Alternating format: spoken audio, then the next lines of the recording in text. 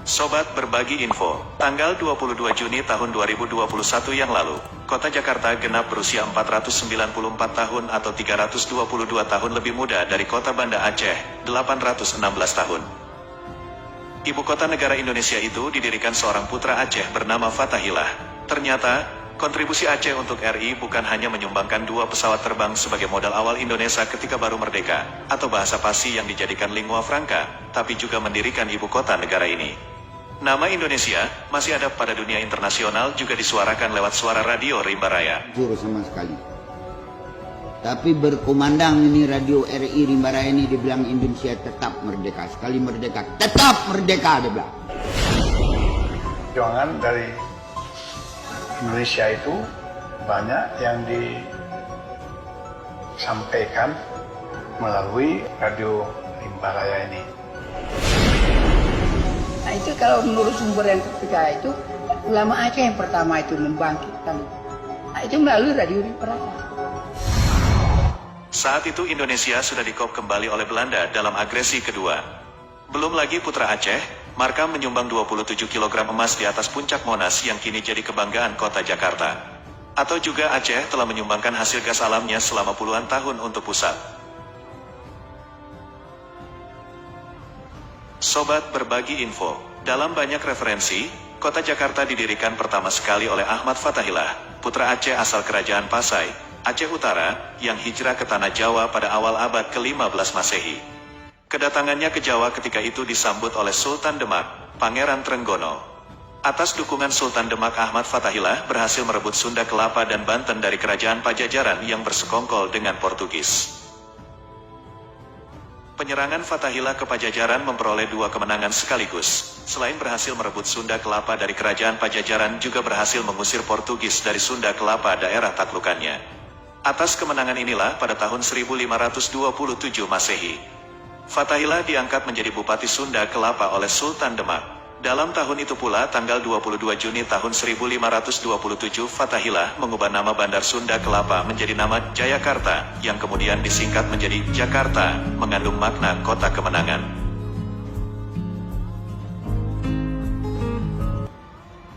Itu sejarah awal berdirinya kota Jakarta. Ironinya dalam perjalanannya, peran Fathahillah sepertinya digelapkan. Memang, Fathahillah ada diabadikan dengan memberi nama pada sebuah museum di Jakarta, Museum Fathahillah, atau Museum Sejarah Jakarta, MSJ. Tapi bila kita perhatikan dengan menggunakan nalar sejarah kritis, apa yang dipamerkan pada Museum Fathahillah ini seperti ada periode sejarah yang terpenggal.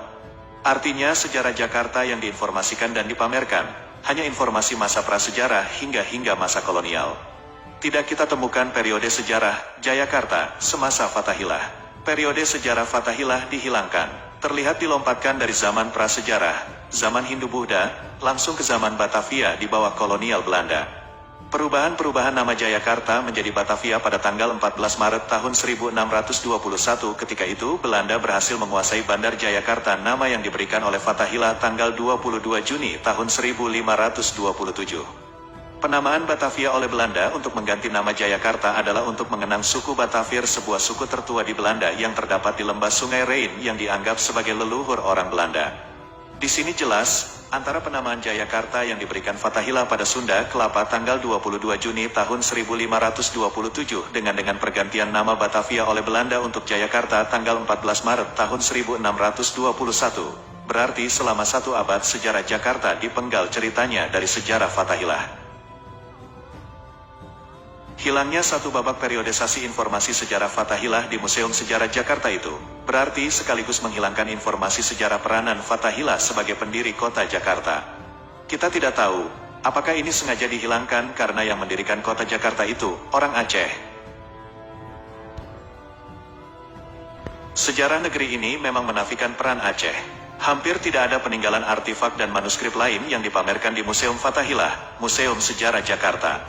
Maka naif jika sekarang Jakarta dengan segala kegemerlapannya mengabaikan pendirinya. Tampaknya para penulis sejarah Jawa seperti enggan memunculkan tokoh yang satu ini.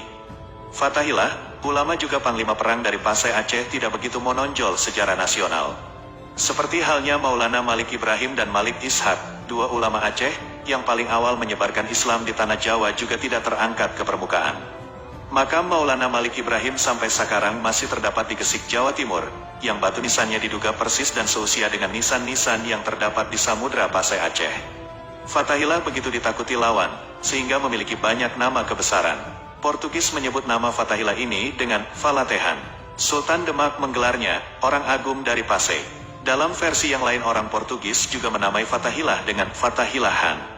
Masyarakat Jawa pada umumnya semasa hidup Falatehan memanggilnya Ki Fathahillah, yang berarti orang terhormat karena kealimannya dan ketokohannya dalam masyarakat Jawa. Dalam banyak versi juga disebutkan sebenarnya yang dimaksud Sunan Gunung Jati dalam 9 wali Songo di Jawa salah satunya adalah Fathahillah. Dan nama Sunan Gunung Jati sendiri identik dengan Syarif Hidayatullah yang diabadikan pada nama Universitas Islam Negeri, UIN, Jakarta sekarang ini. Berarti menurut versi ini secara keulamaan Fathahillah menyandang dua nama lain yang ditabalkan kepadanya, yaitu Sunan Gunung Jati dan Syarif Hidayatullah.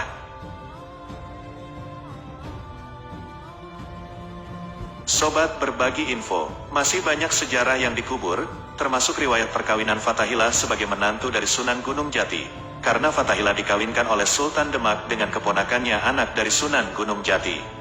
Sehingga jika ada pendapat bahwa Fathahillah bukanlah Sunan Gunung Jati atau Syarif Hidayatullah, suatu yang lemah.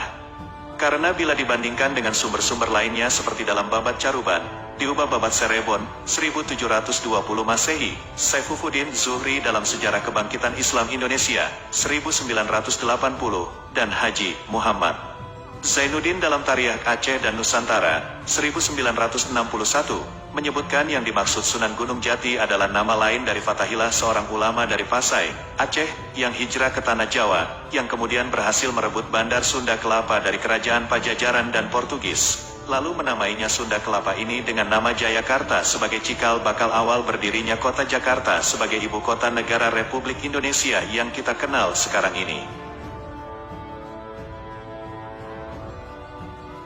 Sobat Berbagi Info, sumber berita ini admin kutip dari koran Serambi Indonesia, tanggal 27 Juni tahun 2010. Sekian dan terima kasih. Wassalam.